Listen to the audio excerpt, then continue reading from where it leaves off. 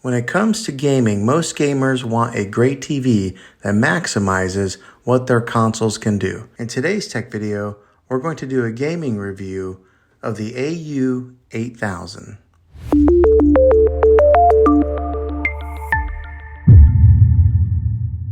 Now, the couple of game systems, the consoles that I own here in my house is my son owns a Nintendo Switch, and then I own a PlayStation 4. So that's what we hooked up to this thing here.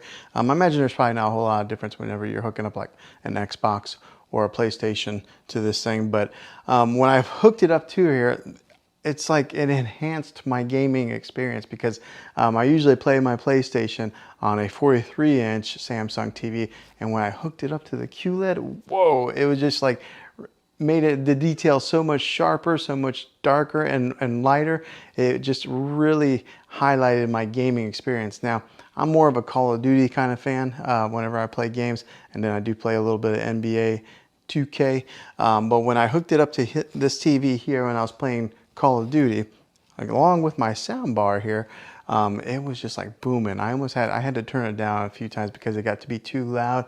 But I would turn out it was like an evening whenever I was playing the Call of Duty, and then the whites on here were very vibrant and white, and then the darks were very dark. So it was just an awesome experience of playing this, or playing games on this TV here. So if you're wondering if the gaming experience on this TV is worth it, it surely is. I mean, you can tell a huge difference between playing on a QLED TV than playing on maybe like a 4K or just a regular, smart TV like that.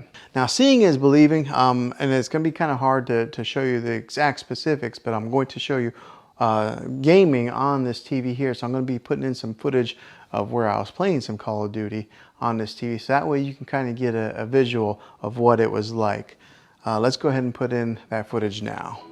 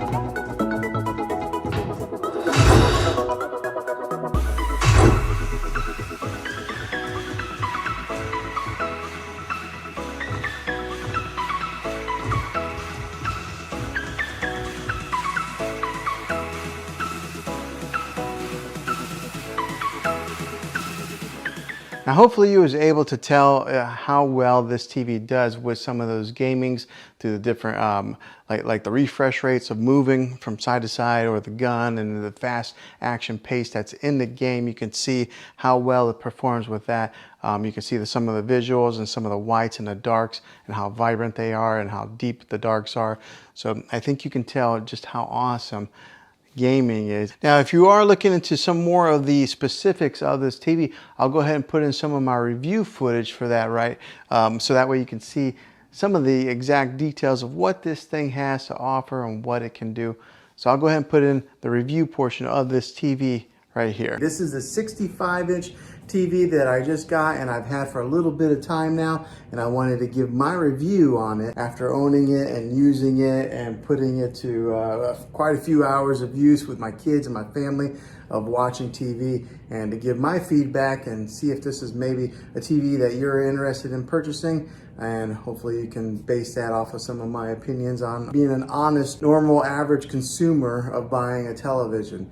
Now, I don't work for Samsung. I'm not affiliated with them by any means. So what I'm telling you is all my honest opinion of owning this thing for a little bit of time now. So what I'll do is I'll talk about what I've learned from it, and then I'll talk about more of the in-depth specifics on this TV later on in the video. But as far as owning it for a few weeks now, it's been a great TV. The picture quality is awesome. I mean, like, really awesome. So I upgraded from a 4K UHD TV to this QLED 4K UHD. Also, it's just bigger. I had a 55 inch and I went bigger to 65. So I think a lot of times whenever we upgrade our televisions, we usually end up going bigger.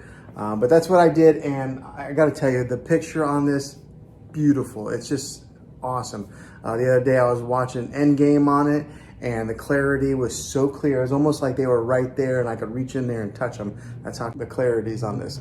So like right now, I've got a background image on here. This is kind of like their screensavers that they have. Samsung has built in a ton of different kinds of screensavers that you can put on there. So instead of just having like a black picture, whenever you're not watching TV, you can have something that's pretty to look at just like this, and it stays on there for quite a long time. Now, one of the main reasons that I went with the QLED when I was shopping around for televisions, because I had it boiled down to two TVs. I was either gonna get the Samsung QLED or I was gonna get the LG OLED display, because I think that's what TVs are gonna be going to in the future. So I wanted to make sure that I buy a TV that's gonna last a while and it's gonna be kind of future-proof, because how often do you buy TVs for your main living room? Is, you know, every so many years. So I wanted to make sure that I got one that's going to last a while, and it's going to be something that's going to be, you know, a good TV for years to come. But the reason that I went with this one, the QLED, was because when it comes to OLED and QLED, if you are in a room that has a lot of natural light, like for this room, for example, I've got a lot of windows over here. There's a couple windows over here. There's a glare that'll be on the TV. The Samsung QLED is better when it comes to glares on a TV than they are with OLED. So that was one of the big reasons that I went with this TV. Also, I am a fan of Samsung. I've had a few TVs of theirs, and they've always lasted a long time, versus somebody who maybe had a Vizio or something like that. I had a buddy who had a Vizio and it lasted like a year and it broke on him. My Samsungs have always lasted quite a long time. So they're a trusted brand. They're at the top, you know, they're right there with Sony and LG. And so buying a Samsung QLED was something that I was pretty confident in it lasting for years to come. Now, let me talk about some of the specifics of actually using this thing for a little while. This has what's called Bixby built into it, okay? And if anybody has a Samsung device, they're pretty familiar with what Bixby is. But if you're not, Bixby is kind of like Samsung's Siri, like Apple's Siri, or it's kind of like their Amazon Alexa, okay? It has Bixby built in it. So you can talk to this TV and turn it on with the Bixby command. You just say, hey, Bixby. But let me tell you, it's not that good yet, okay? Samsung has some work to do with that. I would have to say that Amazon's Alexa is the leader in the industry when it comes to artificial intelligence and talking with voice commands. Siri works pretty good on my phone. Maybe not as good as Alexa, but these guys are last in line. I don't know, for some reason it doesn't understand my voice very well. I sometimes got to yell it. It does have that capability to have that voice command in your TV. So talk about living in the future. We're like in the Jetsons age, or Back to the Future too, if you're a fan of those movies like I am. Now, the other thing that I experienced that was kind of a con is that there was a time that I turned off the TV completely, and I was in the kitchen area and I was kind of cleaning, and then all of a sudden the TV just came back on. How creepy is that? But I'm sure it was because of that Bixby built in there that it turned it on. So it's almost like having Poltergeist TV inside your house. So that was kind of weird. It's only done that twice to me. In the middle of the night, the TV came on one time. So in the good length of time that we've owned this TV, that's happened. So that's the con on it. But the pros outweigh the cons on this TV. It is such a great TV. The clarity, the picture on it is just amazing. So let's take a look at it a little bit. So the remote on this thing looks like this. Okay, so it's a pretty narrow remote. There's not a whole lot of buttons on there, so it's not real daunting. Sometimes you can get a remote that's got so many different buttons on there that you don't really know what to do with, but this is what the remote looks like, and it's kind of shaped like that. So it's almost a little bit narrow to lose into your couch or your recliner, but just keep an eye on this bad boy. Now, the great thing with this, it is a smart TV, so it does have its own smart capabilities that are built right into the TV. You don't have to go out and buy an external stick to put in there, another like a Roku device or a Fire Stick or anything like that. Samsung has their own smart technology built into the TV. So when you hit the home button, just like this, it brings up all the different options of apps that you can download on there. And with this being one of the newest TVs out in the market, one of the best TVs out in the market, it's got every app that you can pretty much think of. So it's got even Apple TV, which sometimes it's not available on all TVs, but this has Apple TV. It's got your Disney Plus, your Hulu, your Netflix, which are built in. And then also on the remote, it's actually got Netflix right here. It's got Prime Video and Hulu as quick shortcuts that you can press, and it'll automatically launch those apps. And along with having all the different apps that you can download, it does have its own like TV platform. So we'll go right here, this little icon. So right there's Disney Plus, Spectrum. That little icon there is kind of like their own built-in platform, and it's got free movies on there also. It's got movies that you can buy. I haven't used it too much because I've always just used our Netflix or our Disney Plus, but it does have that capability in case you buy it and you don't have a subscription to Netflix, Hulu, or any of the other ones. You can watch free movies on their built-in platform. And like I mentioned previously in the video, it's got its ambient mode, so it's got all these different options to select different screensavers on there. So we'll go to the ambient mode screen on this right now. Okay, so it's loading, and then on here on the bottom, it's got different kinds of features. It's got like My Album, so maybe if you wanted to upload your own pictures to the Samsung platform, you could have your own pictures displayed on here. It's got like artwork. It's got like different kinds of contemporary type of artwork. So it's got so many different features on there. But I kind of like the landscape view, so I've kept that on there for a little while. Every once in a while, I'll change it up. And if you are in the whole smart things platform with the Samsung, it is built right into this TV to where you can control some of your other devices that are in that smart things hub.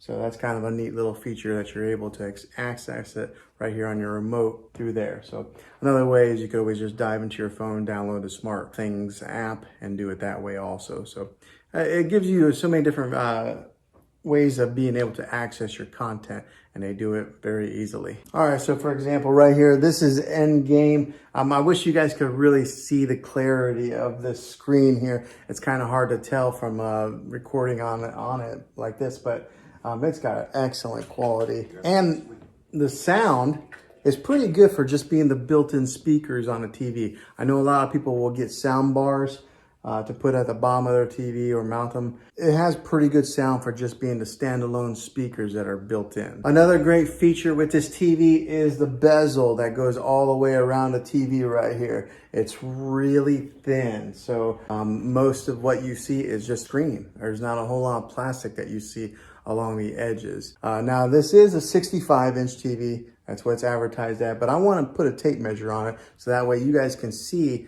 exactly what the exact measurement is of screen real estate that you get. So whenever they say the inches of a TV, you always measure from angle to angle like that. You don't measure across or down. So we're gonna put a tape measure on this and see what it measures out to be. All right, so got a tape measure here. Let's measure it. Okay, so the actual measurement comes to be about 65 3/8. So that's they actually give you 3/8 of an inch extra. So that's pretty good. That's what that measures, the actual measurement of screen real estate on this TV. Now, so that's some of the specifics of being an honest user. Probably a lot of people who are going to watch this video are not really ones that need to dive so much into the technical part of the television. They just want to know some of the main user specifics. So that's what I've experienced so far. All right, so hopefully this helped you out in deciding if this was the TV for you. If it is, make sure you throw a thumbs up on this video if you enjoyed it, and go ahead and subscribe to my channel now. That way you can see all the tech videos that I'm making here in the next year to come, and I'd love to have you back in the next one as a subscriber. So thanks for watching this video, guys, and as always, be